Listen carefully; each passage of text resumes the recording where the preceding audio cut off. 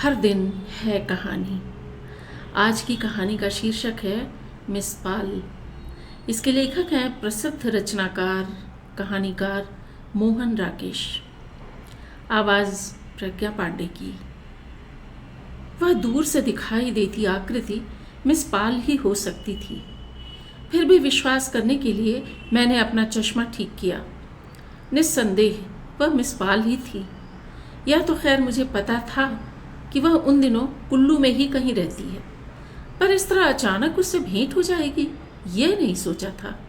और उसे सामने देखकर भी मुझे विश्वास नहीं हुआ कि वह स्थायी रूप से कुल्लू और मनाली के बीच उस छोटे से गांव में रहती होगी। जब वह दिल्ली से नौकरी छोड़कर आई थी तो लोगों ने उसके बारे में क्या क्या नहीं सोचा था। बस रायसन के डाकखाने के पास पहुंचकर रुक गई।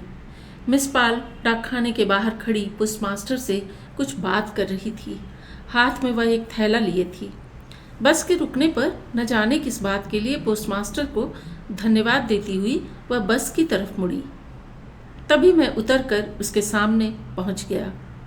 एक आदमी के अचानक सामने आ जाने से मिस पाल थोड़ा अचकचा गई, मगर मुझे पहचानते ही उसका चेहरा खुशी और उत्साह से खिल गया। रणजीत, तुम? उसने कहा। तुम यहाँ कहाँ से टपक पड़े? मैं इस बस से मनाली से आ रहा हूँ, मैंने कहा। अच्छा, मनाली तुम कब से आए हुए थे? 8-10 दिन हुए आया था, आज वापस जा रहा हूँ। आज ही जा रहे हो? मिस पाल के चेहरे से आधा उत्साह गायब हो गया। देखो कितनी बुरी बात है कि 8-10 दिन से तुम यहाँ हो और मुझसे मिलने की तुमने कोशिश भी नहीं की। तुम्हें यह तो पता ही था कि मैं आजकल कुल्लू में हूँ। हाँ, यह तो पता था, पर यह नहीं पता था कि कुल्लू के किस हिस्से में हो। अब भी तुम अचानक ही दिखाई दे गई। नहीं, मुझे कहाँ से पता चलता कि तुम इस जंगल को आबाद कर रही हो?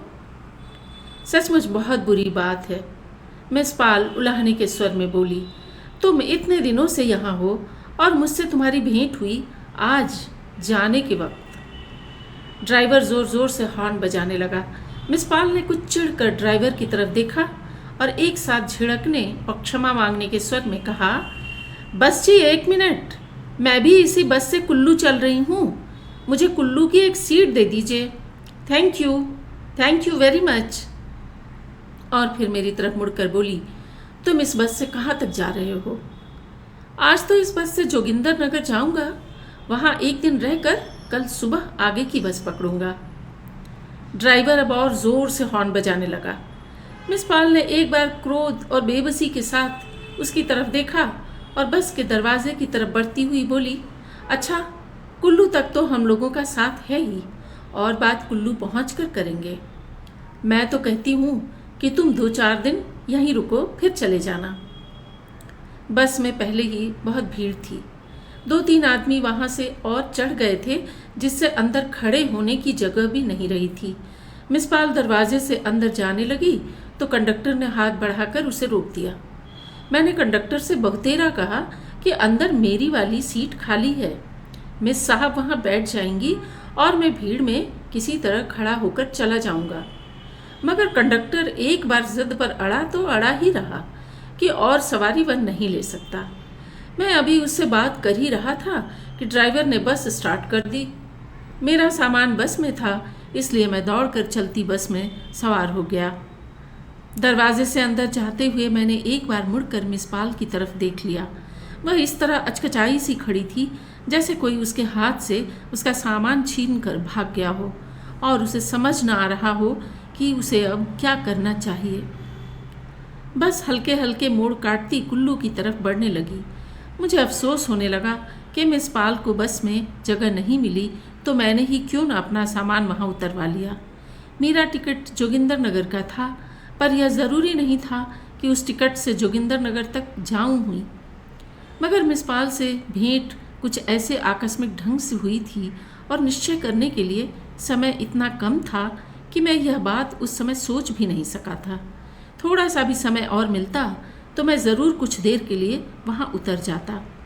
उतने समय में तो मैं मिस पाल से कुशल समाचार भी नहीं पूछ सका था, हालांकि मन में उसके संबंध में कितना कुछ जानने की उत्सुकता थी। उसके दिल्ली छोड़ने के बाद लोग उसके बारे में जाने क्या क्या बातें करते रहे थे। किसी का ख्याल था कि उसने कुल्लू में एक रिटायर्ड अंग्रेज़ मेजर से शादी कर ली है और मेजर ने अपने सेब के बगीचे उसके नाम कर दिए हैं। किसी की सूचना थी कि उसे वहाँ सरकार की तरफ से वजीफ़ा मिल रहा है और वह करती वर्ती कुछ नहीं, बस घूमती और हवा खाती है। कुछ ऐसे लोग भी थे जिनका कहना था कि मिस पाल का दिमाग खराब हो गया है और सरकार उसे इलाज के लिए अमृतसर पागल खाने में भेज रही है। मिस पाल एक दिन अचानक अपनी लगी हुई 500 की नौकरी छोड़कर चली आई थी। उससे लोगों में उसके बारे में तरह तरह की कहानियाँ प्रचलित थीं। उससे लोगों में उसके बारे में तरह तरह की कहानियाँ प्रचलित थीं। जिन दिनों मिस पाल ने त्यागपत्र दिया, मैं दिल्ली में नहीं था, लंबी छुट्टी लेकर बाहर गया था। मगर मिस पाल के नौकरी छोड़ने का कारण मैं काफ़ी हद तक जानता था। वह सूचना विभाग में हम लोगों के साथ काम करती थी और राजेंद्र नगर में हमारे घर से 10-12 घर छोड़कर रहती थी। दिल्ली में भी उसका जीवन काफ़ी अकेला था, क्योंकि दफ्तर के ज़्यादातर लोगों से उसका मनमुटाव था और बाहर के लोगों से वह मिलती जुलती बहुत कम थी। दफ्तर का वातावरण उसे अपने अनुकूल नहीं लगता था। वह वहाँ एक एक दिन जैसे गिन कर काटती थी।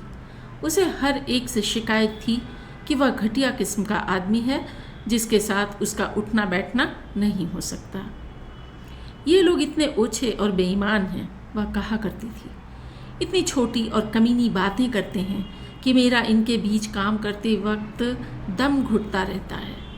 जाने क्यों ये लोग इतनी छोटी छोटी बातों पर एक दूसरे से लड़ते हैं और अपने छोटे छोटे स्वार्थों के लिए एक दूसरे को कुचलने की कोशिश करते रहते हैं। मगर उस वातावरण में उसके दुखी रहने का मुख्य कारण दूसरा था, जिसे वह मुंह से स्वीकार नहीं करती थी। लोग इस बात को जानते थे, इसलिए जानबूझकर उसे छेड़ने के लिए कुछ न कुछ कहते रहते थे। बुखारिया तो रोज़ ही उसके रंग रूप पर कोई न कोई टिप्पणी कर देता था। क्या बात है मिस पाल, आज रंग बहुत निखर रहा है। दूसरी तरफ से जोरावर सिंह बात जोड़ देता, आजकल मिस पाल पहले से स्लिम भी तो हो रही हैं। मिस पाल इन संकेतों से बुरी तरह परेशान हो उठती और कई बार ऐसे मौके पर कमरे से उठकर चली जाती। उसकी पोशाक पर भी लोग तरह तरह की टिप्पणियां करते रहते थे। वह शायद अपने मोटापे की क्षतिपूर्ति के लिए बाल छोटे कटवाती थी, बगैर बाह की कमीज़ें पहनती थी और बनाव सिंगार से चिढ़ होने पर भी रोज़ काफ़ी समय मेकअप पर खर्च करती थी। मगर दफ्तर में दाखिल होते ही उसे किसी न किसी के मुंह से ऐसी बात सुनने को मिल जाती थी, मिस पाल, इस नई कमीज़ का डिज़ाइन बहुत अच्छा है, आज तो तुम गजब ढा रही हो। मिस पाल को इस तरह की बात हर दिन दिल में चुभ जाती थी। जितनी देर दफ्तर में रहती उसका चेहरा गंभीर बना रहता। जब 5 बजते तो वह इस तरह अपनी मेज से उठती जैसे कई घंटे की सज़ा भोगने के बाद उसे छुट्टी मिली हो। दफ्तर से उठकर वह सीधी अपने घर चली जाती और अगले दिन सुबह दफ्तर के लिए निकलने तक वहीं रहती। शायद दफ्तर के लोगों से तंग आ जाने की वजह से ही वह और लोगों से भी मेल जोल नहीं रखना चाहती थी। मेरा घर पास होने की वजह से या शायद इसलिए कि दफ्तर के लोगों में से एक मैं ही था जिसने उसे कभी शिकायत का मौका नहीं दिया था। वह कभी शाम को हमारे यहाँ चली आती थी। मैं अपनी बुआ के पास रहता था और मिस पाल मेरी बुआ और उनकी लड़कियों से काफ़ी घुल मिल गई थी। कई बार घर के कामों में वह उनका हाथ भी बटा देती थी। किसी दिन हम उसके यहाँ चले जाते थे। वह घर में समय बिताने के लिए संगीत और चित्रकला का अभ्यास करती थी। हम लोग पहुँचते तो उसके कमरे से सितार की आवाज़ आ रही होती या वह रंग और कूंचियाँ लिए किसी तस्वीर में उलझी होती। मगर जब वह इन दोनों में से कोई भी काम न कर रही होती तो अपने तख्त पर बिछे मुलायम गद्दे पर 2 तकियों के बीच लेटी छत को ताक रही होती उसके गद्दे पर जो झीना रेशमी कपड़ा बिछा रहता था, उसे देखकर मुझे बहुत चिढ़ होती थी। मन करता था कि उसे खींचकर बाहर फेंक दूं। उसके कमरे में सितार, तबला, रंग, कैनवास, तस्वीरें, कपड़े तथा नहाने और चाय बनाने का सामान इस तरह उलझे बिखरे रहते थे कि बैठने के लिए कुर्सियों का उद्धार करना एक समस्या हो जाती थी। कभी मुझे उसके झीने रेशमी कपड़े वाले तख्त पर बैठना पड़ जाता था तो मुझे मन में बहुत ही परेशानी होती। मन करता कितनी जल्दी वहाँ से उठ जाऊं। मिस पाल अपने कमरे के चारों तरफ खोज कर जाने कहाँ से एक चायदानी और 3-4 टूटी प्यालियाँ निकाल लेती और हम लोगों को फर्स्ट क्लास बोहेमियन कॉफ़ी पिलाने की तैयारी करने लगती। कभी कभी वह हम लोगों को अपनी बनाई तस्वीरें दिखाती और हम तीनों, मैं और मेरी दोनों बहनें, अपना अज्ञान छिपाने के लिए उनकी प्रशंसा कर देते। मगर कई बार वह हमें बहुत उदास मिलती और ठीक ढंग से बात भी न करती। मेरी बहनें ऐसे मौके पर उससे चिढ़ जाती और कहती कि वे उसके यहाँ फिर कभी नहीं जाएंगी। मगर मुझे ऐसे अवसर पर मिस पाल से ज़्यादा सहानुभूति होती। आखिरी बार जब मैं मिस पाल के यहाँ गया तो मैंने उसे बहुत ही उदास देखा था। मेरा उन दिनों अपेंडिसाइटिस का ऑपरेशन हुआ था और मैं कई दिन अस्पताल में रह कर आया था। मिस पाल उन दिनों रोज़ अस्पताल में खबर पूछने आती रही थी। बुआ अस्पताल में मेरे पास रहती थी और खाने पीने का सामान इकट्ठा करना उनके लिए मुश्किल था। मिस पाल सुबह सुबह आकर सब्जियां और दूध दे जाती थीं। जिस दिन मैं उसके यहाँ गया उससे एक ही दिन पहले मुझे अस्पताल से छुट्टी मिली थी और मैं अभी काफ़ी कमज़ोर था। फिर भी उसने मेरे लिए जो तकलीफ़ उठाई थी उसके लिए मैं उसे धन्यवाद देना चाहता था। मिस पाल ने दफ्तर से छुट्टी ले रखी थी और कमरा बंद किए अपने गद्दे पर लेटी थी। मुझे पता लगा कि शायद वह सुबह से नहाई भी नहीं है। क्या बात है मिस पाल, तबीयत तो ठीक है? मैंने पूछा। तबीयत ठीक है, उसने कहा, मगर मैं नौकरी छोड़ने की सोच रही हूँ। क्यों, कोई ख़ास बात हुई है क्या? नहीं, ख़ास बात क्या होगी? बात बस इतनी ही है कि मैं ऐसे लोगों के बीच काम कर ही नहीं सकती। मैं सोच रही हूँ कि दूर के किसी खूबसूरत से पहाड़ी इलाके में चली जाऊँ और वहाँ रहकर संगीत और चित्रकला का ठीक से अभ्यास करूँ। मुझे लगता है मैं खामखा यहाँ अपनी ज़िंदगी बर्बाद कर रही हूँ। मेरी समझ में नहीं आता कि इस तरह की ज़िंदगी जीने का आखिर मतलब ही क्या है। सुबह उठती हूँ, दफ्तर चली जाती हूँ, वहाँ 7-8 घंटे खराब करके घर आती हूँ, खाना खाती हूँ और सो जाती हूँ। यह सारा का सारा सिलसिला मुझे बिल्कुल बेईमानी लगता है। मैं सोचती हूँ कि मेरी ज़रूरतें ही कितनी हैं। मैं कहीं भी जाकर एक छोटा सा कमरा या शैक लूँ तो थोड़ा सा ज़रूरत का सामान अपने पास रखकर 50, 60 या 100 रुपए में गुजारा कर सकती हूँ। यहाँ मैं जो 500 लेती हूँ वह 5 के 500 हर महीने खर्च हो जाते हैं। किस तरह खर्च हो जाते हैं यह खुद मेरी समझ में नहीं आता। पर अगर ज़िंदगी इसी तरह चलती है तो क्यों मैं खामखा दफ्तर आने जाने का भार ढोती रहूं? बाहर रहने में कम से कम अपनी स्वतंत्रता तो होगी। मेरे पास कुछ रुपए पहले के हैं, कुछ मुझे प्राइवेट फंड के मिल जाएंगे। इतने में एक छोटी सी जगह पर मेरा काफ़ी दिन गुजारा हो सकता है। मैं ऐसी जगह रहना चाहती हूँ जहाँ यहाँ की गंदगी ना हो और लोग इस तरह की छोटी हरकतें ना करते हों। ठीक से जीने के लिए इंसान को कम से कम इतना तो महसूस होना चाहिए कि उसके आसपास का वातावरण उजला और साफ है और वह एक मेढक की तरह गंदले पानी में नहीं जी रहा।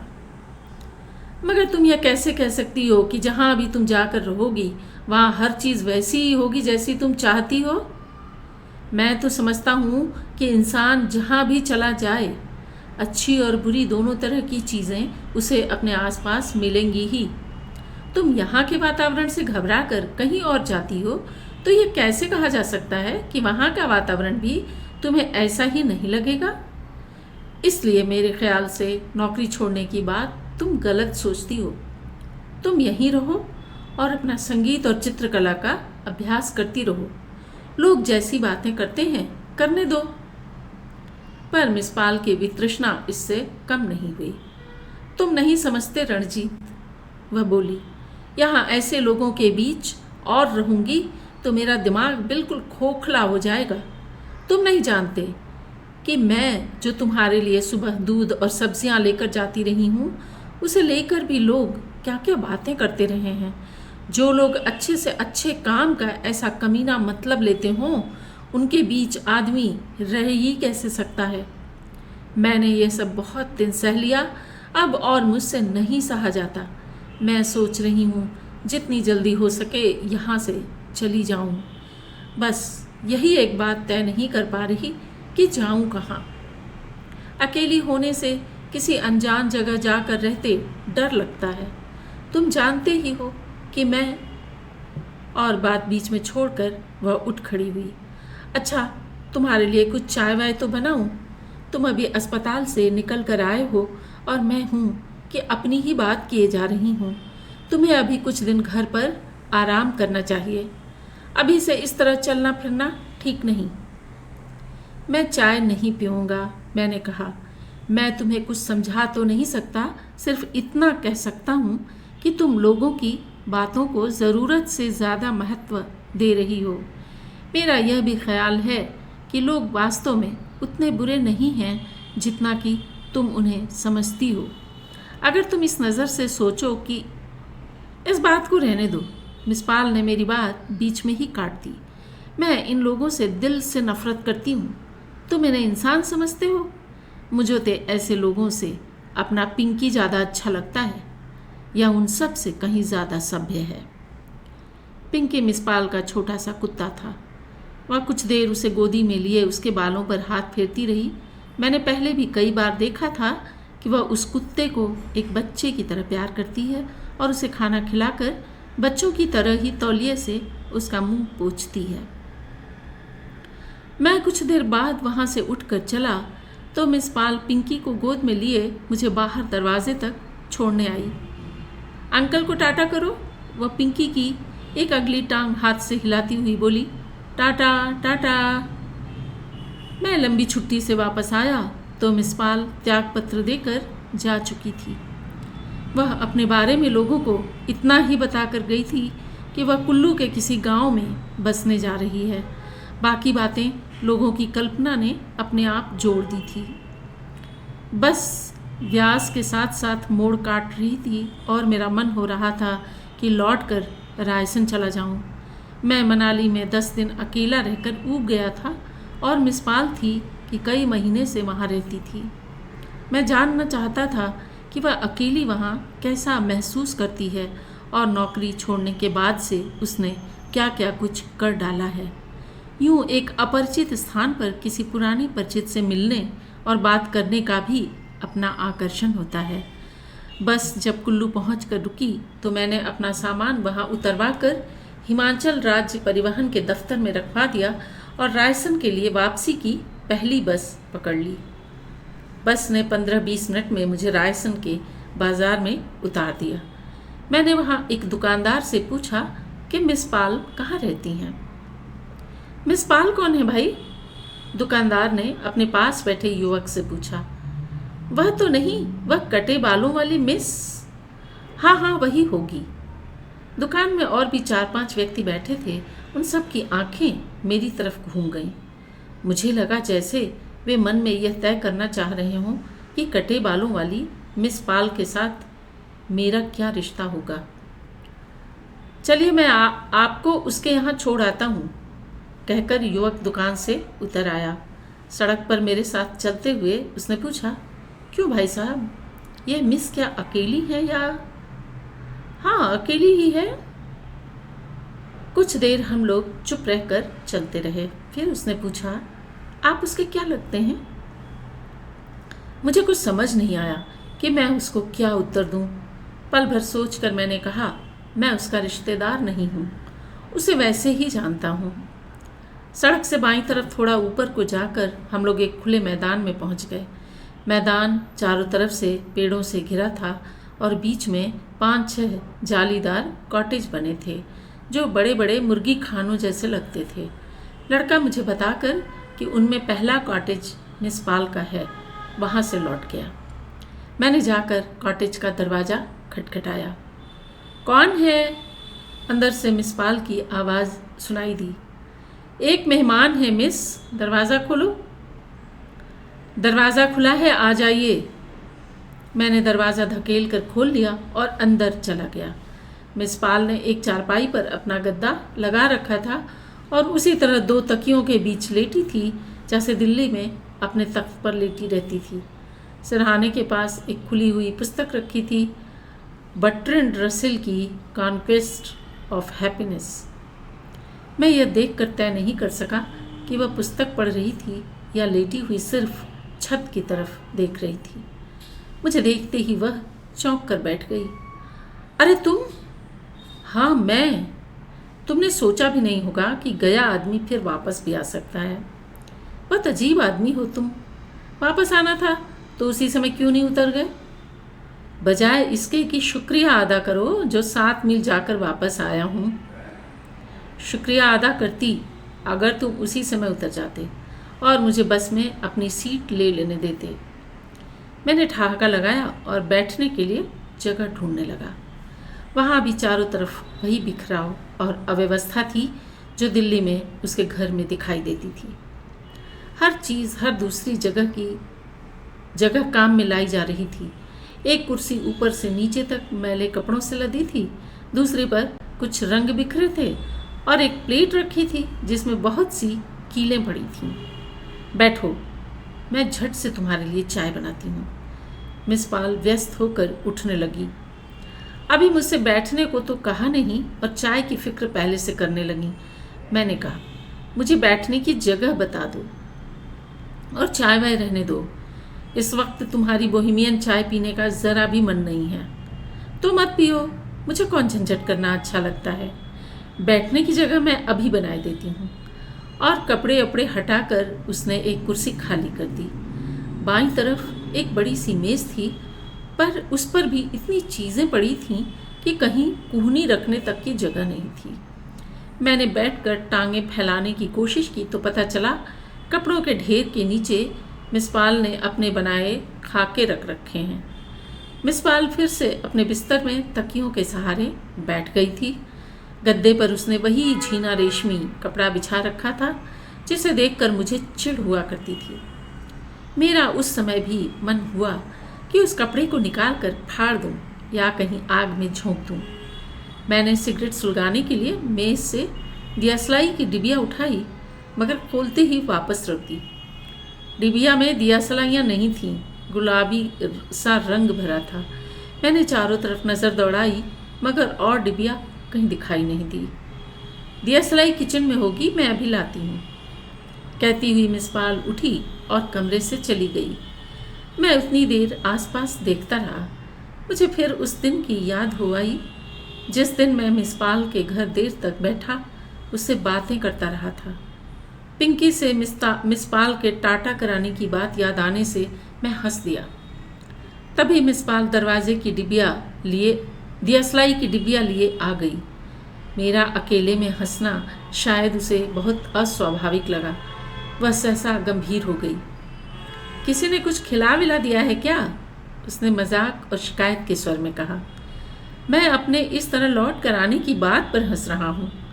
और जैसे अपने को ही अपने झूठ का विश्वास दिलाने के लिए मैंने अपनी हंसी की नकल की और कहा, मैं सोच भी नहीं सकता था कि इस अनजान जगह पर अचानक तुमसे भेंट हो जाएगी। और तुम्ही ने कहाँ सोचा होगा कि जो आदमी बस में आगे चला गया था वह घंटा भर बाद तुम्हारे कमरे में बैठा तुमसे बातें कर रहा होगा। और विश्वास करके कि मैंने अपने हंसने के कारण की व्याख्या कर दी है, मैंने पूछा, तुम्हारा पिंकी कहाँ है? यहाँ दिखाई नहीं दे रहा। मिस पाल पहले से भी गंभीर हो गई। मुझे लगा कि उसका चेहरा अब काफ़ी रूखा लगने लगा है। आंखों में लाली भर रही थी, जैसे कई रातों से वह ठीक से सोई न हो। पिंकी को यहाँ आने के बाद एक रात सर्दी लग गई थी। उसने अपनी उसास दबा कर कहा। मैंने उसे कितनी ही गर्म चीज़ें खिलाईं, पर वह 2 दिन में चलता बना। मैंने विषय बदल दिया। उससे शिकायत करने लगा कि वह जो अपने बारे में बिना किसी को ठीक बताए दिल्ली से चली आई, यह उसने ठीक नहीं किया। दफ्तर में अब भी लोग मिस पाल की बातें करके हंसते होंगे। उसने ऐसे पूछा जैसे वह स्वयं उस मिस पाल से भिन्न हो, जिसके बारे में वह सवाल पूछ रही थी। पर उसकी आंखों में यह जानने की बहुत उत्सुकता भर रही थी कि मैं उसके सवाल का क्या जवाब देता हूँ।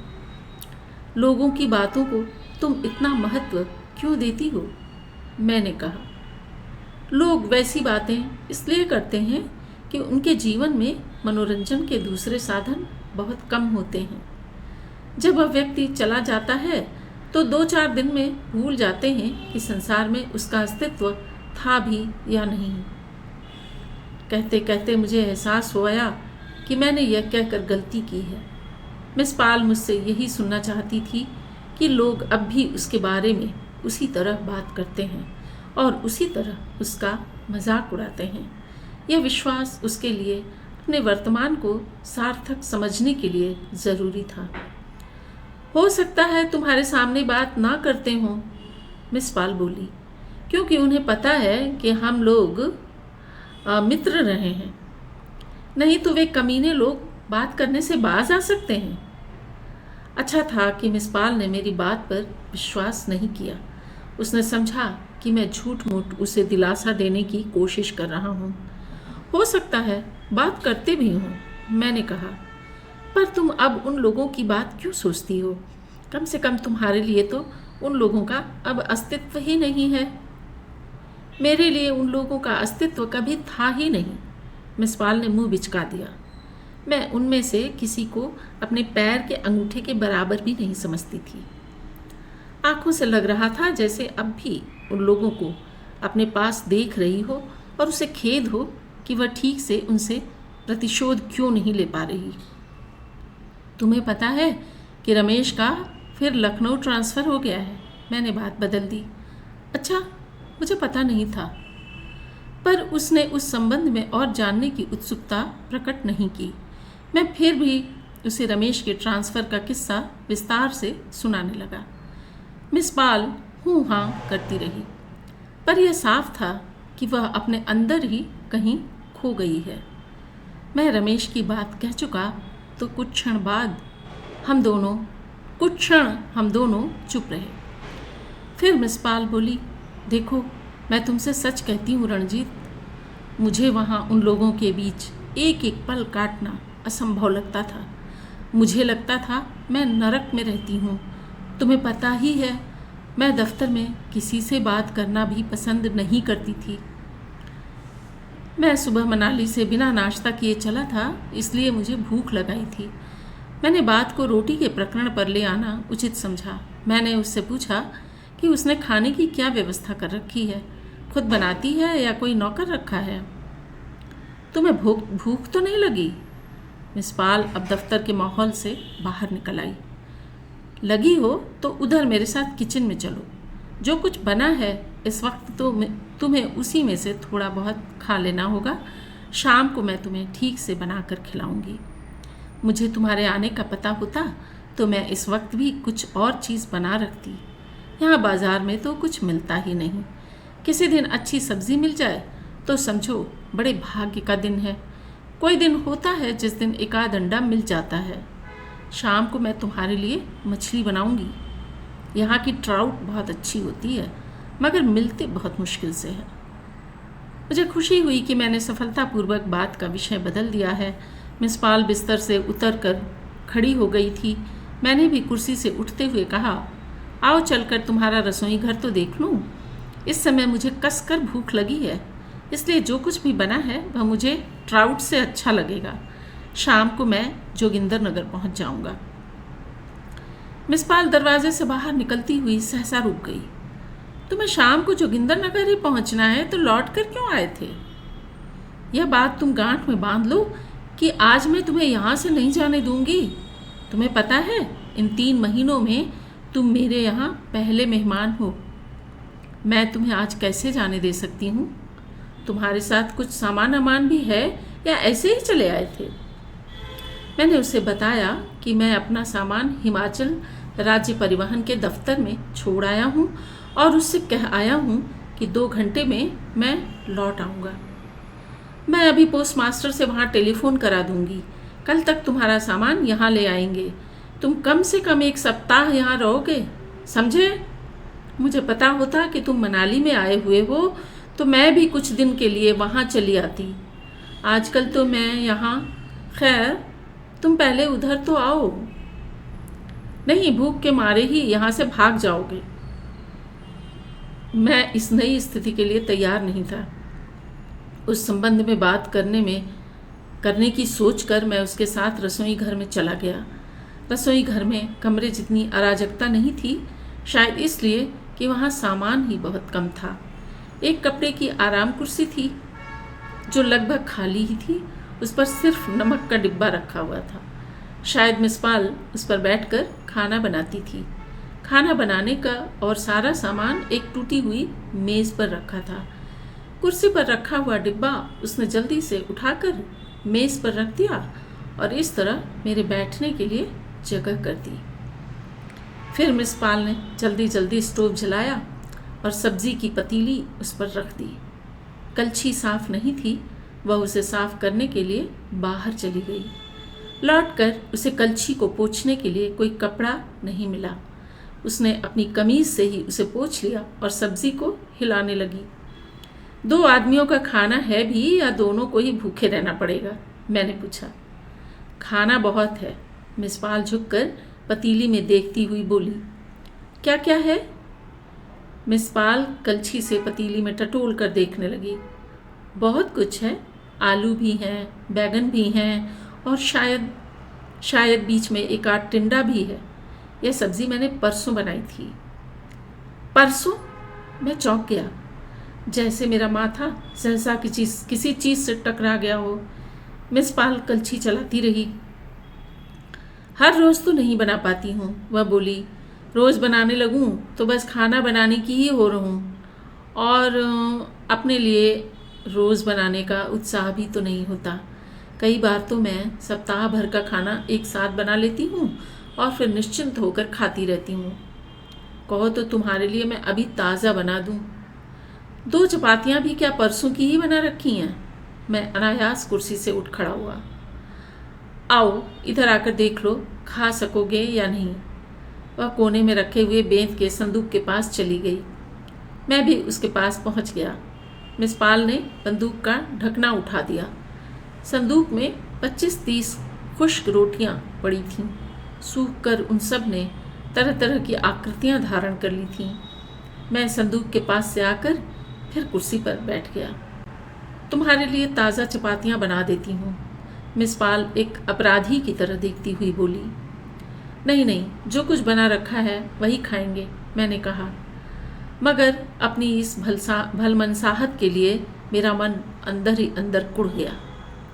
मिस पाल संदूक का ढक्कन बंद करके स्टोव के पास लौट गई। सब्ज़ी 3 दिन से ज़्यादा नहीं चलती, वह बोली। बाद में मैं जैम, प्याज और नमक से काम चलाती हूँ। यहाँ आलूचे बहुत मिल जाते हैं, इसलिए मैंने बहुत से आलूचे का जाम बना रखा है। खाकर देखो, अच्छा जैम है। ठहरो, तुम्हें प्लेट देती हूँ। वह फिर जल्दी से बाहर चली गई और कमरे से किलो वाली प्लेट खाली करके ले आई। गिलास में वह आकर बोली, सरसों का तेल रखा है, तुम पानी प्याली में ही लोगे या ट्राउट मछली? खाना खाते समय और खाना खा चुकने के बाद भी मिस पाल के दिमाग पर ट्राउट मछली की बात ही सवार रही। जैसे भी हो, शाम को वह ट्राउट मछली बनाएगी। उसके हट की वजह से मैंने उससे कह दिया था कि मैं अगले दिन सुबह तक वहाँ रह जाऊँगा। मिस पाल ने आगे का फैसला अगले दिन पर छोड़ दिया था। उसे शाम के लिए कई और चीज़ों का इंतज़ाम करना था, क्योंकि ट्राउट मछली आसानी से तो नहीं बन सकती। पहली चीज़ घी चाहिए। डिब्बे में घी नामात्र को ही था। प्याज और मसाला भी घर में नहीं था। मिट्टी का तेल भी चाहिए था। खाने के बाद हम लोग घूमने के लिए निकले तो पहले वह मुझे साथ बाजार में ले गई। हटवार के पास भी घी नहीं था। उसके लिए मिस पाल ने पोस्टमास्टर से अनुरोध किया कि वह अपने घर से उसे शाम के लिए आधा सेर घी भिजवा दे। अगले दिन कुल्लू से लाकर लौटा देगी। उससे उसने यह भी कहा कि वह अपने घर से थोड़े से फ्रेंच बीन भी उतरवा कर उसे भेज दे और कोई मछली वाला उधर से गुजरे तो उसके लिए सेर भर ट्राउट ले रखे। सब्बरवाल साहब, मैं आपको बहुत तकलीफ़ देती हूँ। वह चलने से पहले 7-8 बार उसे धन्यवाद देकर बोली, मगर देखिए मेरे मेहमान आए हुए हैं और यहाँ ट्राउट के अलावा कोई अच्छी चीज़ मिलती नहीं। देखती हूँ अगर बाली मुझे मिल जाए तो मैं उससे कहूँगी कि वह मुझे दरिया से एक मछली पकड़ कर दे दे। मगर बाली का कोई भरोसा नहीं, आप ज़रूर मेरे लिए ले रखिएगा। मैंने मिसेस एटकिंसन को भी कहलवा दिया है।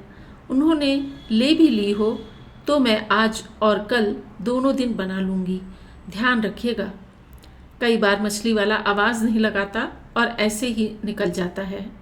Thank you very much. मेरे सामान के लिए उसने कुल्लू फ़ोन भी करा दिया। अब सड़क पर चलती हुई बस सुबह के नाश्ते की बात करने लगी। रात को तो ट्राउट हो जाएगी, मगर सुबह नाश्ता क्या बनाया जाए? डबल रोटी यहाँ नहीं मिलेगी, नहीं तो मैं तुम्हें शहद के टोस्ट ही बनाकर खिलाती। अच्छा खैर, देखो। सड़क पर खुली धूप फैली थी और भेड़ों और पश्म के बकरों का रेवड़ हमारे आगे आगे चल रहा था। साथ 2 कुत्ते जीभ लपलपाते हुए पहरेदारी करते जा रहे थे। सामने से एक जीप के आ जाने से रेवड़ में खलबली मच गई। बकरी वाले भेड़ों को पहाड़ की तरफ धकेलने लगे। एक भेड़ का बच्चा ढलान पर से फिसल गया और नीचे से सिर उठाकर मिमियाने लगा। किसी बकरी वाले का ध्यान उसकी तरफ नहीं गया तो मिस पाल सहसा परेशान हो उठी। ए भाई, देखो वह बच्चा नीचे गिरा जा रहा है। बकरी वाले, एक बच्चा नीचे खाई में गिर गया है, उसे उठा लाओ। ए भाई। एक दिन पहले वर्षा हुई थी, इसलिए व्यास खूब चढ़ा हुआ था। नुकीली चट्टानों से छिलता और कटता हुआ पानी शोर करता हुआ बह रहा था। सामने दरिया पार करने का झूला था। झूले की चरखियाँ घूम रही थीं, रस्सियाँ इकट्ठी हो रही थीं और झूला 2 व्यक्तियों को लिए इस पार से उस पार जा रहा था। सहसा झूले में बैठे हुए दोनों व्यक्ति ही करके हंसने लगे, जैसे किसी को चढ़ा रहे हों। फिर उनमें से एक ने जोर से छींक दिया। झूला उस पार पहुंच गया और वे व्यक्ति उसी तरह हंसते और छींकते हुए उससे उतर गए। झूला छोड़ दिया गया और उसकी रस्सियाँ इस सिरे से उस सिरे तक आधी गोलाइयों में फैल गईं। जो व्यक्ति उधर उतरे थे वे उस किनारे से फिर एक बार जोर से हंसे। तभी झूला खींचने वालों में से एक लड़का मचान से उतरकर हमारे पास आ गया। वह ऐसे बात करने लगा जैसे अभी अभी कोई दुर्घटना होकर हटी हो। मिस साहब, उसने कहा, यह वही सुदर्शन है जिसने आपके कुत्ते को कुछ खिलाया था। यह अब भी शरारत करने से बाज नहीं आता। उन दोनों व्यक्तियों के हंसने और छींकने का मिस पाल पर उतना असर नहीं हुआ था जितना उस लड़के की बात का हुआ था। उसका चेहरा एकदम से उतर गया और आवाज़ खुश्क हो गई। यह उधर के गांव का आदमी है ना? उसने पूछा। हाँ मिस साहब, तुम पोस्टमास्टर को बताना, वे अपने आप इसे ठीक कर लेंगे। मिस साहब, यह हमसे कहता है कि यह मिस साहब, तुम इस वक्त जाओ, अपना काम करो। मिस पाल उसे छिड़क कर बोली। पोस्टमास्टर से कहना वे इसे 1 दिन में ठीक कर देंगे। मगर मिस साहब, जाओ, फिर कभी उधर आकर बात करना। लड़के की समझ में नहीं आया कि मिस साहब से बात करने में उस समय उसे क्या अपराध हुआ है। वह सिर लटकाए हुए चुपचाप वहाँ से लौट गया। कुछ देर हम लोग वहीं रुके रहे। मिस पाल जैसे थकी हुई सी सड़क के किनारे एक बड़े से पत्थर पर बैठ गई। मैं दरिया के उस पार पहाड़ की चोटी पर उगे हुए वृक्षों की लंबी पंक्ति को देखने लगा, जो नीले आकाश और गुब्बारे जैसे सफ़ेद बादलों के बीच खिंची हुई लकीर सी लगती थी। दरिया के दोनों तरफ पुल के सलेटी खंभे खड़े थे, जिन पर अभी पुल नहीं बना था। खंभों के आसपास से झड़कर थोड़ी थोड़ी मिट्टी दरिया में गिर रही थी। मैंने उधर से आंखें हटाकर मिस पाल की तरफ देखा। मिस पाल मेरी तरफ देख रही थी। शायद वह जानना चाहती थी कि झूले वाले लड़के की बात का मेरे मन पर क्या प्रभाव पड़ा है। तो आगे चलें? मुझसे आंखें मिलते ही उसने पूछा। हाँ चलो। मिस पाल उठ खड़ी हुई। उसकी सांस कुछ कुछ फूल रही थी। वह चलती हुई मुझे बताने लगी कि वहाँ के लोगों में कितनी तरह के अंधविश्वास हैं। जब पिंकी बीमार हुआ तो वहाँ के लोगों ने सोचा था कि किसी ने उसे कुछ खिला विला दिया है। ये अनपढ़ लोग हैं। मैंने इनकी बातों का विरोध भी नहीं किया। ये लोग अपने अंधविश्वास एक दिन में थोड़े ही छोड़ सकते हैं। इस चीज़ में जाने अभी कितने बरस लगेंगे। और रास्ते में चलते हुए वह बार बार मेरी तरफ देखती रही कि मुझे उसकी किस बात पर विश्वास हुआ है या नहीं। मैंने सड़क से एक छोटा सा पत्थर उठा लिया था और चुपचाप उसे उछालने लगा था। काफ़ी देर तक हम लोग खामोश चलते रहे। वह खामोशी मुझे अस्वाभाविक लगने लगी तो मैंने मिस पाल से वापस घर चलने का प्रस्ताव किया। चलो, चलकर तुम्हारी बनाई हुई नई तस्वीरें ही देखी जाएं, मैंने कहा। इन 3-4 महीनों में तो तुमने काफ़ी काम कर लिया होगा। पहले घर चलकर एक एक प्याली चाय पीते हैं, मिस पाल बोली। सचमुच इस समय मैं चाय की गर्म प्याली के लिए ज़िंदगी की कोई भी चीज़ कुर्बान कर सकती हूँ।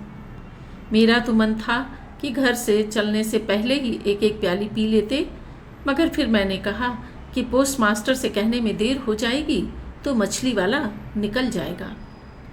इस बात ने मेरे मन को थोड़ा गुदगुदा दिया कि 3 महीने में आया हुआ पहला मेहमान उस समय मिस पाल के लिए अपनी तस्वीरों से भी अधिक महत्वपूर्ण है। लौटकर कॉटेज में पहुंचते ही मिस पाल चाय बनाने में व्यस्त हो गई। वह आते हुए काफ़ी थक गई थी, क्योंकि ज़रा सी चढ़ाई चढ़ने में ही उसकी सांस फूलने लगती थी, मगर वह ज़रा देर भी सुस्ताने के लिए नहीं रुकी। चाय के लिए उसकी यह व्यस्तता मुझे बहुत अस्वाभाविक लगी, शायद इसलिए कि मुझे खुद चाय की ज़रूरत महसूस नहीं हो रही थी। मिस पाल इस तरह चम्मचों और प्यालियों को ढूंढने के लिए परेशान हो रही थी जैसे उसके 10 मेहमान चाय का इंतज़ार कर रहे हों और उसे समझ ना आ रहा हो कि कैसे जल्दी से सारा इंतज़ाम करे। मैं घूमकर कमरे और बरामदे में लगी हुई तस्वीरों को देखने लगा। जिस जिस तस्वीर पर भी मेरी नज़र पड़ी मुझे लगा वह मेरी पहले की देखी हुई है। कुछ बड़ी तस्वीरें थीं जो मिस पाल पंजाब के एक मेले से बना कर लाई थी। वह अजीब अजीब से चेहरे थे जिन पर हम लोग एक बार फफ्तियाँ कसते रहे थे। जाने क्यों मिस पाल अपने चित्रों के लिए सदा ऐसे ही चेहरे चुनती थी जो किसी न किसी रूप में विकृत हों। मैंने सारा कमरा और बरामदा घूम लिया। 2-1 अधूरी तस्वीरों को छोड़कर मुझे एक भी नई चीज़ दिखाई नहीं दी। मैंने रसोई घर में जाकर मिस पाल से पूछा कि उसकी नई तस्वीरें कहाँ हैं। अजी छोड़ो भी, मिस पाल प्यालियाँ धोती हुई बोली। चाय की प्याली पीकर हम लोग ऊपर की तरफ घूमने चलते हैं। ऊपर एक बहुत पुराना मंदिर है। वहाँ का पुजारी तुम्हें ऐसे ऐसे किस्से सुनाएगा कि तुम सुनकर हैरान रह जाओगे। एक दिन वह बता रहा था कि यहाँ कुछ मंदिर ऐसे हैं जहाँ लोग पहले तो देवता से वर्षा के लिए प्रार्थना करते हैं, मगर बाद में अगर देवता वर्षा नहीं देता तो उसे हिडिंबा के मंदिर में ले जाकर रस्सी से लटका देते हैं। है नहीं मज़ेदार बात? जो देवता तुम्हारा काम न करे उसे फांसी लगा दो। मैं कहती हूँ रणजीत, यहाँ लोगों में इतने अंधविश्वास हैं कि क्या कहा जाए। ये लोग अभी तक जैसे कौरव पांडवों के ज़माने में ही जीते हैं। आज के ज़माने से इनका कोई संबंध ही नहीं है। और एक बार उड़ती नज़र मुझे देखकर वह चीनी ढूंढने में व्यस्त हो गई। अरे चीनी कहाँ चली गई?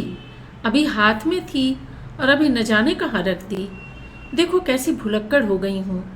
मेरा तो बस एक ही इलाज है इलाज है कि कोई हाथ में छड़ी लेकर मुझे ठीक करे।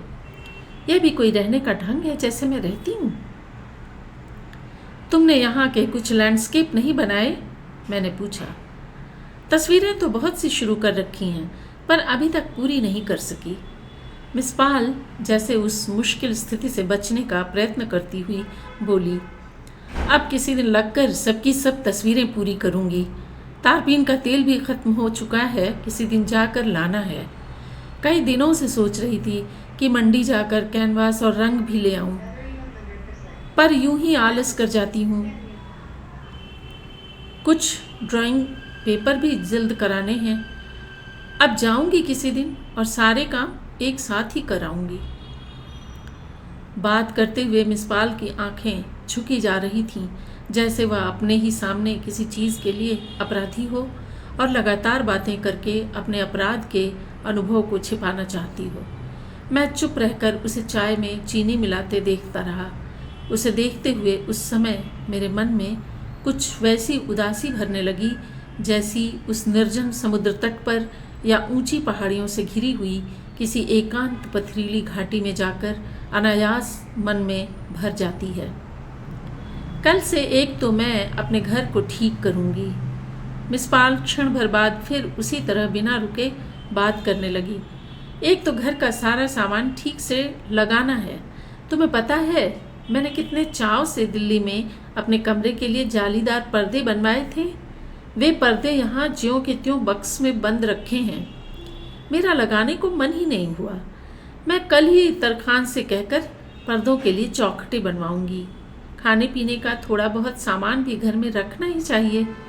बिस्कुट, मक्खन, डबल रोटी और अचार का होना तो बहुत ही ज़रूरी है। जो चीज़ें कुल्लू से मिल जाती हैं वे तो मैं ला कर रख ही सकती हूँ। तारपीन का तेल भी मुझे कुल्लू से ही मिल जाएगा।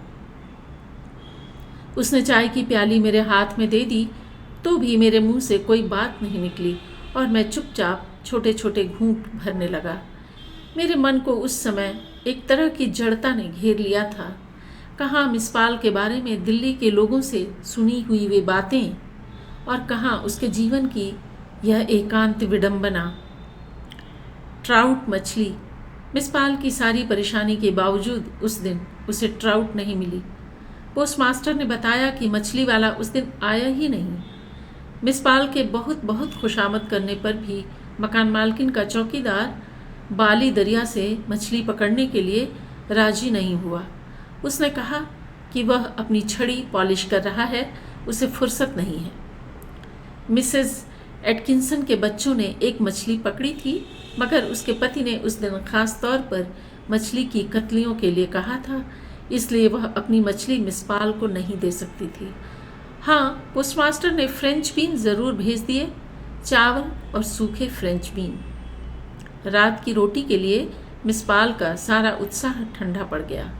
खाना बनाने में उसका मन भी नहीं लगा, जिससे चावल थोड़ा नीचे लग गए। खाना खाते समय मिस पाल बस अफसोस ही प्रकट करती रही।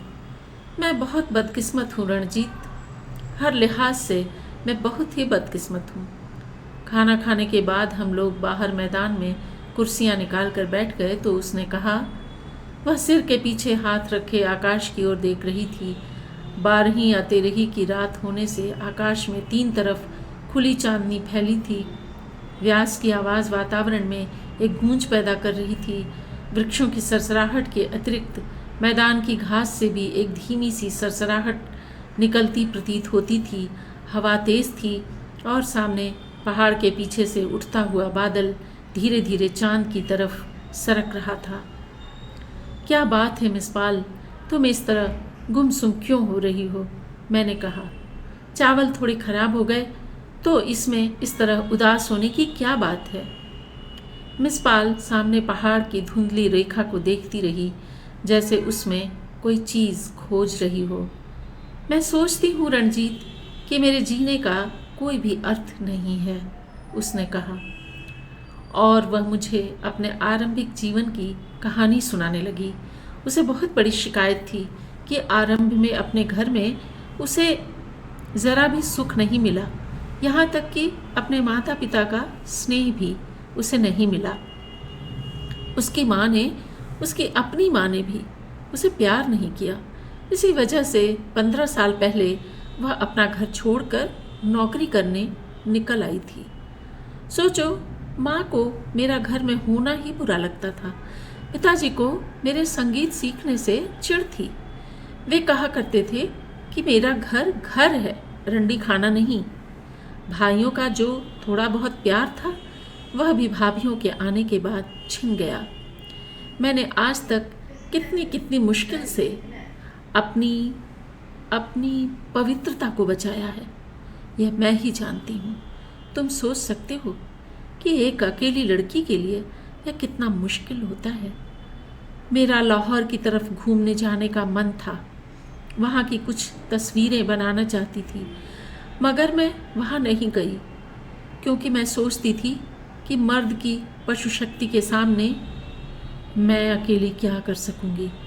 फिर तुम्हें पता है कि डिपार्टमेंट के लोग वहाँ मेरे बारे में कैसी बुरी बुरी बातें किया करते थे। इसीलिए मैं कहती हूँ कि मुझे वहाँ के एक एक आदमी से नफ़रत है। वे तुम्हारे बुखारियाँ और मिर्ज़ा और जोरावर सिंह।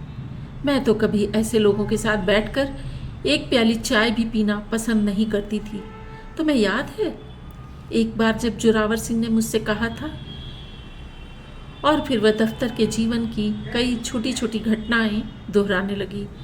जब मैंने देखा कि वह फिर से उसी वातावरण में जाकर खामखा का अपना गुस्सा भड़का रही है, तो मैंने उससे कहा कि वह अब दफ्तर के लोगों के बारे में ना सोचे, अपने संगीत और अपने चित्रों की बात ही सोचे।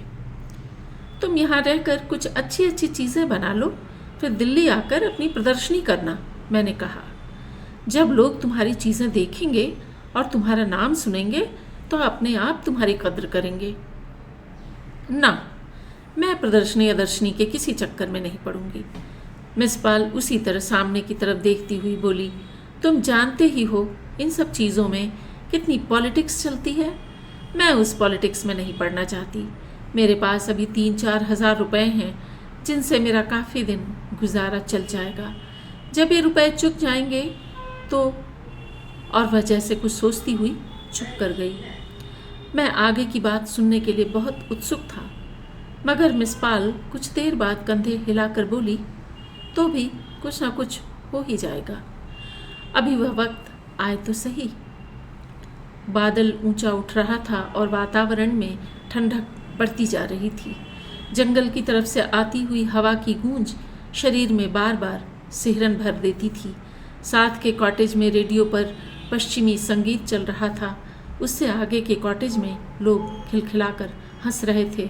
मिस पाल अपनी आंखें मूंदे हुए मुझे बताने लगी कि होशियारपुर में उसने भृगुसंहिता से अपनी कुंडली निकलवाई थी।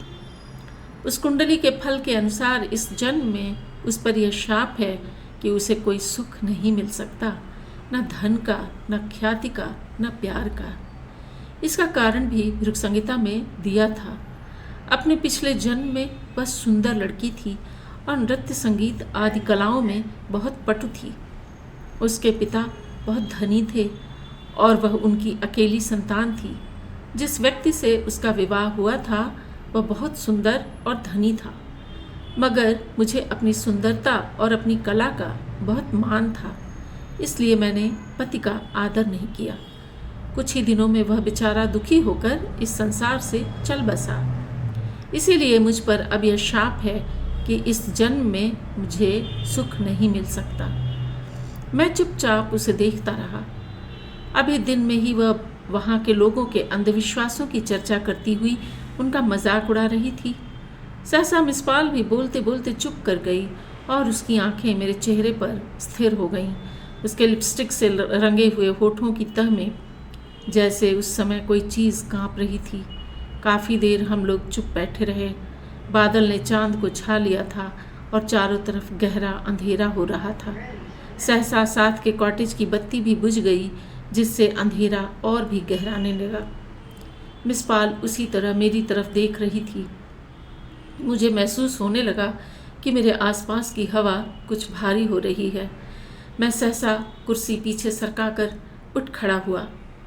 मेरा ख्याल है अब रात काफ़ी हो गई है, मैंने कहा, इसलिए अब चलकर सो रहा जाए और बातें अब सुबह होंगी। हाँ हाँ, मिस पाल भी अपनी कुर्सी से उठती हुई बोली, मैं अभी चलकर बिस्तर बिछा देती हूँ। तुम बताओ, तुम्हारा बिस्तर बरामदे में बिछा दूँ या? हाँ, बरामदे में ही बिछा दो, अंदर काफ़ी गर्मी होगी। देख लो, रात को ठंड हो जाएगी। कोई बात नहीं, बरामदे में हवा आती रहेगी तो अच्छा लगेगा। और बरामदे में लेटे हुए मैं देर तक जाली के बाहर देखता रहा। बादल पूरे आकाश में छा गया था और दरिया का शब्द बहुत पास आया सा लगता था। जाली से लगा हुआ मकड़ी का जाला हवा से हिल रहा था। पास ही कोई चूहा कोई चीज़ कुतर रहा था। अंदर कमरे से बार बार करवटें बदलने की आवाज़ सुनाई दे जाती थी। रणजीत, अंदर से आवाज़ आई तो मेरे सारे शरीर में एक सिहरन भर गई। मिस पाल, सर्दी तो नहीं लग रही? नहीं, बल्कि हवा है इसलिए अच्छा लग रहा है। और तभी टप टप टप टप मोटी मोटी बूंदें पड़ने लगी। पानी की बौछार मेरे बिस्तर पर आने लगी तो मैंने करवट बदली। बरामदे की बत्ती मैंने जलती रहने दी थी, इसलिए कई चीज़ें इधर उधर बिखरी नज़र आ रही थीं। बिस्तर बिछाते समय मिस पाल को घर की काफ़ी उथल पुथल करनी पड़ी थी। मेरी चारपाई के पास ही एक तिपाई औंधी पड़ी थी और उससे ज़रा आगे तस्वीरों के कुछ एक फ्रेम रास्ते में गिरे थे। सामने के कोने में मिस पाल के ब्रश और कपड़े एक ढेर में उलझे हुए पड़े थे। अंदर की चारपाई चिरमिराई और लकड़ी के फर्श पर पैरों की धप धप आवाज़ सुनाई देने लगी। फिर सुराही से चुल्लू में पानी पीने की आवाज़ आने लगी। रणजीत, मिस पाल, प्यास तो नहीं लगी? नहीं। अच्छा, सो जाओ। कुछ देर मुझे लगता रहा जैसे मेरे आसपास बहुत तेज़ सांस चल रही है, जो धीरे धीरे दबे पैरों सारे वातावरण पर अधिकार करती जा रही है और आसपास की हर चीज़ अपने पर उसका दबाव महसूस कर रही है। पानी की बौछार कुछ धीमी पड़ने लगी तो मैंने फिर से जाली की तरफ करवट बदल ली और पहले की तरह ही बाहर देखने लगा। तभी पास ही झन्न से किसी चीज़ के गिरने की आवाज़ सुनाई दी। क्या गिरा है रणजीत? अंदर से आवाज़ आई। पता नहीं, शायद किसी चूहे ने कुछ गिरा दिया है। सचमुच मैं यहाँ चूहों से बहुत तंग आ गई हूँ। मैं चुप रहा। अंदर की चारपाई फिर चिरमिराई। अच्छा, सो जाओ। सारी रात पानी पड़ता रहा। सुबह सुबह वर्षा थम गई, मगर आकाश साफ नहीं हुआ। सुबह उठकर चाय के समय तक मेरी मिस पाल से खास बात नहीं हुई। चाय पीते समय भी मिस पाल अधूरे अधूरे टुकड़ों में ही बात करती रही। मैंने उससे कहा कि मैं अब पहली बस से चला जाऊंगा, तो उसने एक बार भी मुझसे रुकने के लिए आग्रह नहीं किया। यूँ साधारण बातचीत में भी मिस पाल काफ़ी तकल्लुफ़ बरत रही थी, जैसे किसी बिल्कुल अपरिचित व्यक्ति से बात कर रही हो। मुझे उसका सारा व्यवहार बहुत अस्वाभाविक लग रहा था। वह जैसे बात न करने के लिए ही अपने को छोटे छोटे कामों में व्यस्त रख रही थी।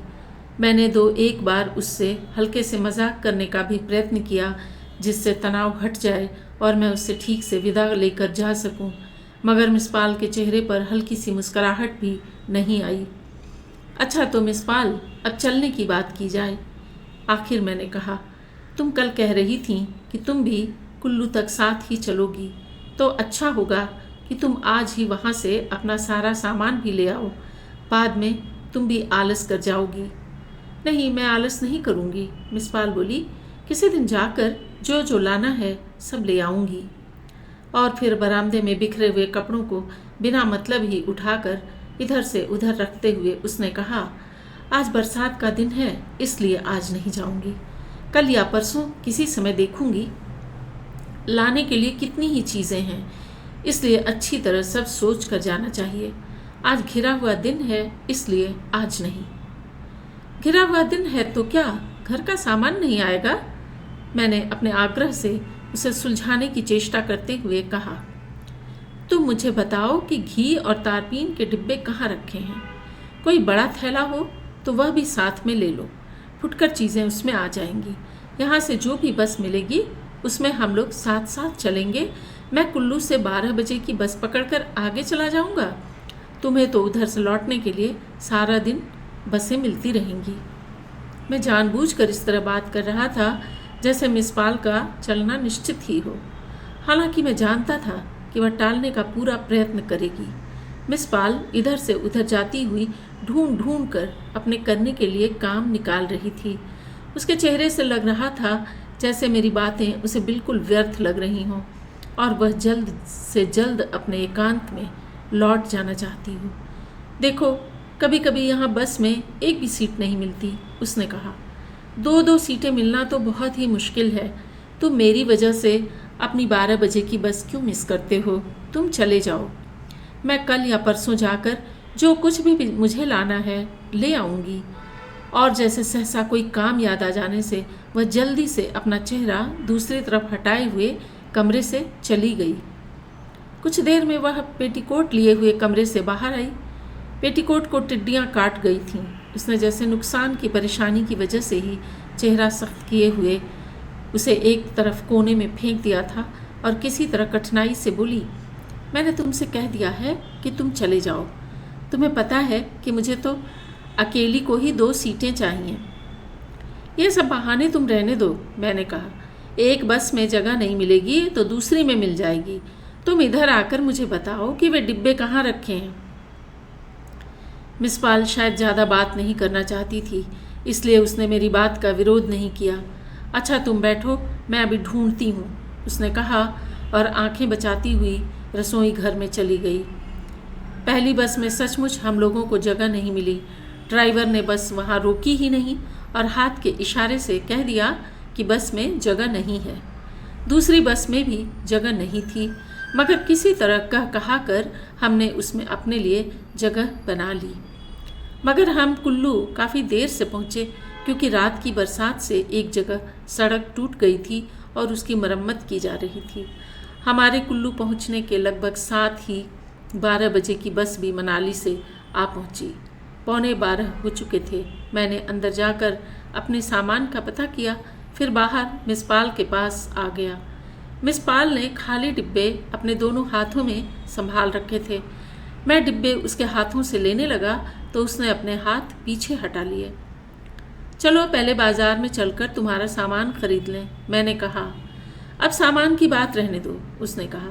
तुम्हारी बस आ गई है, तुम इसमें चले जाओ। सामान तो मैं किसी भी समय खरीद लूँगी। तुम्हें इसके बाद फिर किसी बस में जगह नहीं मिलेगी। 2 बजे की बस मनाली से ही भरी हुई आती है। तुम्हारा एक दिन और ख़राब होगा। दिन खराब होने की क्या बात है, मैंने कहा। पहले चलकर बाजार से सामान खरीद लेते हैं। अगर आज सचमुच किसी बस में जगह नहीं मिली तो मैं तुम्हारे साथ लौट चलूँगा और कल किसी बस से चला जाऊँगा। मुझे वापस पहुँचने की ऐसी कोई जल्दी नहीं है। नहीं, तुम चले जाओ, मिस पाल हट के साथ बोली। अपने लिए खामखा मैं तुम्हें क्यों परेशान करूं? अपना सामान तो मैं जब कभी भी ले लूँगी। मगर मुझे लगता है कि आज तुम ये डिब्बे इसी तरह लिए हुए लौट जाओगी। अरे नहीं, मिस पाल की आंखें उमड़ आईं और वह अपने आंसुओं को रोकने के लिए दूसरी तरफ देखने लगी। तुम समझते हो मैं अपने शरीर की देखभाल ही नहीं करती? अगर न करती तो यह शरीर इतना ऐसे ही होता।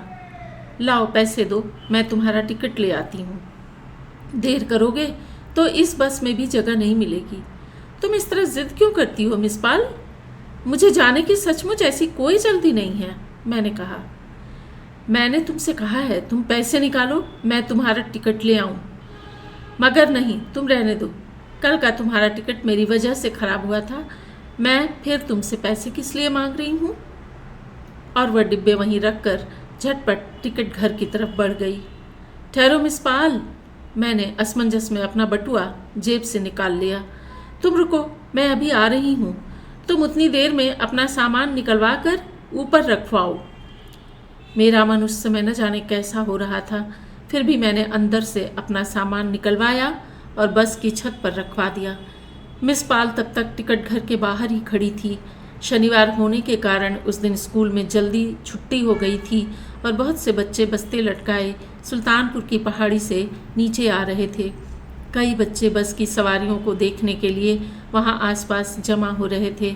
मिस पाल उस समय प्याजी रंग की सलवार कमीज पहने थी और ऊपर काला दुपट्टा लिए थी। उन कपड़ों की वजह से उसका शरीर पीछे से और भी फैला हुआ लगता था। बच्चे एक दूसरे से आगे होते हुए टिकट घर के नज़दीक जाने लगे। मिस पाल टिकट घर की खिड़की पर झुकी हुई थी। एक लड़के ने धीरे से आवाज़ लगाई, कमाल है भाई, कमाल है। इस पर आसपास खड़े बहुत से बच्चे हंस दिए। मुझे लगा जैसे किसी ने मेरे भारी मन पर एक और बड़ा पत्थर डाल दिया हो। बच्चे सब के सब टिकट घर के आसपास जमा हो गए थे और आपस में खुसर फुसर कर रहे थे।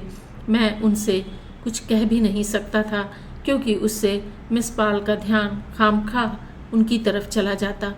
मैं उधर से अपना ध्यान हटाकर दरिया की तरफ से आते हुए लोगों को देखने लगा। फिर भी बच्चों की खुसर फुसर मेरे कानों में पड़ती रही। 2 लड़कियां बहुत धीरे धीरे आपस में बात कर रही थीं। मर्द है, नहीं औरत है। तू सिर के बाल देख, बाकी शरीर देख, मर्द है। तू कपड़े देख और सब कुछ देख, औरत है। आओ बच्चों, आओ, पास आकर देखो। मिस पाल की आवाज़ से मैं जैसे चौंक गया। मिस पाल टिकट लेकर खिड़की से हट आई थी। बच्चे उसे आते देख आ गई कहते हुए भाग खड़े हुए। एक बच्चे ने सड़क के उस तरफ जाकर फिर जोर से आवाज़ लगाई, कमाल है भाई, कमाल है। मिस पाल सड़क पर आकर कई कदम बच्चों के पीछे चली गई। आओ बच्चों, यहाँ हमारे पास आओ, वह कहती रही। हम तुम्हें मारेंगे नहीं, टॉफियाँ देंगे, आओ। मगर बच्चे पास आने के बजाय और भी दूर भाग गए। मिस पाल कुछ देर सड़क के बीच रुकी रही, फिर लौटकर मेरे पास आ गई। उस समय उसके चेहरे का भाव बहुत विचित्र लग रहा था। उसकी आंखों में आए हुए आंसू नीचे गिरने को हो रहे थे और उन्हें झुठलाने के लिए एक फीकी हंसी का प्रयत्न कर रही थी। उसने अपने ओठों को जाने किस तरह काटा था कि एकाध जगह से उसकी लिपस्टिक नीचे फैल गई थी। उसकी घिसी हुई कमीज़ की सीवनें कंधे के पास से खुल रही थीं। खूबसूरत बच्चे थे, नहीं? उसने आंखें झपकाते हुए कहा। मैंने उसकी बात का समर्थन करने के लिए सिर हिलाया तो मुझे लगा कि मेरा सिर पत्थर की तरह भारी हो गया है। उसके बाद मेरी समझ में कुछ नहीं आया कि मिस पाल मुझसे क्या कह रही है और मैं उससे क्या बात कर रहा हूँ। जैसे आँखों और शब्दों के साथ विचारों का कोई संबंध ही नहीं रहा था। मुझे इतना याद है कि मैंने मिस पाल को टिकट के पैसे देने का प्रयत्न किया, मगर वह पीछे हट गई और मेरे बहुत अनुरोध करने पर भी उसने पैसे नहीं लिए।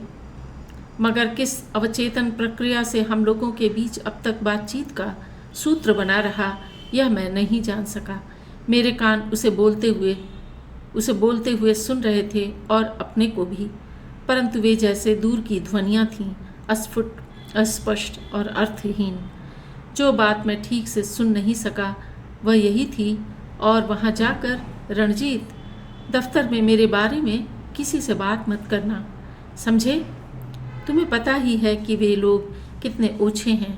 बल्कि अच्छा होगा कि तुम किसी को यह भी न बताओ कि तुम मुझे यहाँ मिले थे। मैं नहीं चाहती कि वहाँ कोई भी मेरे बारे में कुछ जाने या बात करे, समझे? बस तब स्टार्ट हो रही थी और मैं खिड़की से झांककर मिस पाल को देख रहा था। बस चली तो मिस पाल हाथ हिलाने लगी। दोनों खाली डिब्बे वह अपने हाथों में लिए हुए थी। मैंने भी एक बार उसकी तरफ हाथ हिलाया और बस के मुड़ने तक हिलते हुए खाली डिब्बों को ही देखता रहा।